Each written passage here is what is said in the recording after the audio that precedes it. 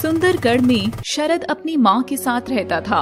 शरद की माँ मंजू शरद को बहुत प्यार करती थी, मगर शरद कोई मामूली लड़का नहीं था।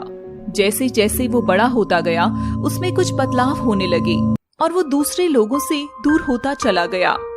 और एक दिन शरद जंगल से गुजर रहा था कि तभी वह अचानक अपने असली रूप में आ जाता है, जो कि एक नाग रूप होता है, और जल्दी ही झाड़ियों में छिप जाता है। थोड़ी देर में झाड़ियों में से एक तेज रोशनी निकलती है और शरद फिर से नॉर्मल लड़का बन जाता है। ये क्या हो रहा है मेरे साथ? एक तो भगवान ने मुझे बचपन से ही दूसरों से अलग बनाया है, ऊपर से नाग रूप अब कभी भी बाहर आ जाता है। शरद खुद से ही बातें करता हुआ चल रहा था, मगर उसके अलावा वहाँ कोई और भी था। शरद मुड़कर देखता है तो उधर कोई भी नहीं होता। थोड़ी देर यहीं पेड़ के नीचे बैठकर आराम कर लेता हूँ। और वह वहीं बैठ जाता है। तभी उसे थोड़ी दूर एक लड़का लड़की हाथ में हाथ डालकर जाते हुए दिखाई देते हैं। काश मैं भी किसी के साथ ऐसे ही घूम सकता। और शरद ख्यालों में खोता हुआ सो जाता है। मगर शरद को क्या पता था कि नाग होने से भयानक घटना तो उसकी जिंदगी में अभी घटने वाली थी। पेड़ में से दो लंबे पांव बाहर आते हैं, जिनके पंजे एकदम उल्टे थे, जैसे वो किसी चुड़ैल के हों।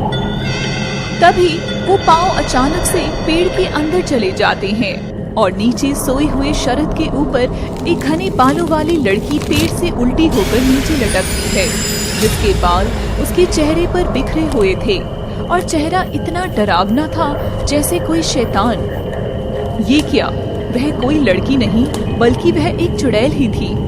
वह चुड़ैल अब हवा में उल्टी लटक कर शरद की ओर देखकर मुस्कुरा रही थी। इंसान, वो भी इतना सुंदर लड़का। और चुड़ैल शरद को चारों ओर से सूंघती है। अगर इसे चाट कर देखूं तो कैसा स्वाद आएगा।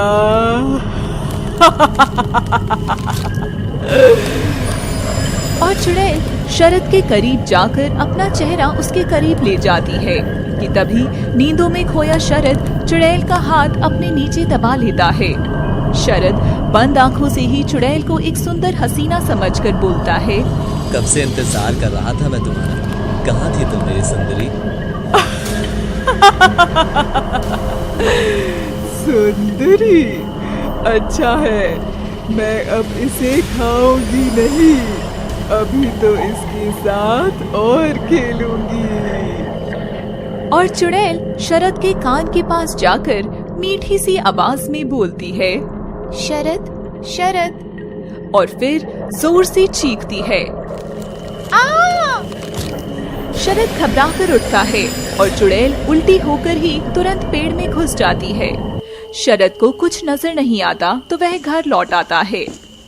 पोशंपा भाई पोशंपा, शरद तूने क्या किया?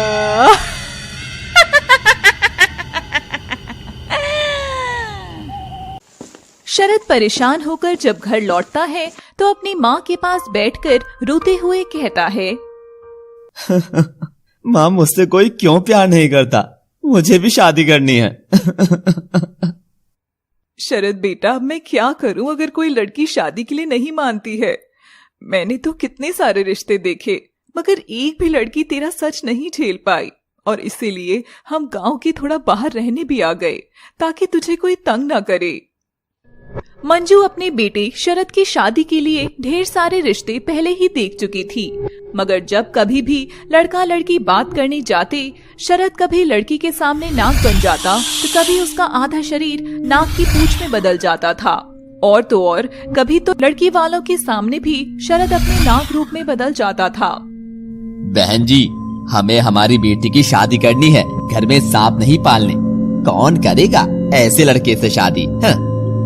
यह सुनकर शरद रोने लगता है। तू चिंता मत कर शरद, तेरे लिए जरूर कोई खास लड़की तेरा इंतजार कर रही होगी। जंगल में चारों ओर घुंघरों की आवाज गूंजने लगती है और एक बहुत ही सुंदर लड़की जंगल में इधर से उधर भाग रही थी। लड़की जोर से भाग रही थी कि तभी भागते हुए वे एक बुढ़िया से टकरा गई। अरे लड़की, इस घने जंगल में तू अकेली क्या कर रही है? तुझे पता नहीं क्या यहाँ चुड़ैल रहती है? जा, चली जा वापस घर जा।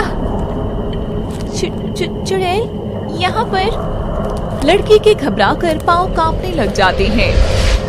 हाँ, मैं कब से उसी की तलाश में हूँ। एक बार मिल जाए तो ये बाबा की विभूति उस पर फेंक दूंगी और उसके बाल पकड़कर मेरी गुलामी कराऊंगी। हाँ, पागल बुढ़िया। और लड़की पलटकर जाने लगती है। बुढ़िया भी विभूत को मुट्ठी में बंद कर जोर जोर से हंसती है और मुड़कर वापस जाने लगती है। और वो जैसे ही मुड़ती है तो भयानक चुड़ैल उसके पीछे ही खड़ी रहती है। चुड़ैल का भयानक रूप देखकर बुढ़िया डर जाती है और कांपते हाथों से उसके ऊपर विभूति उड़ाती है।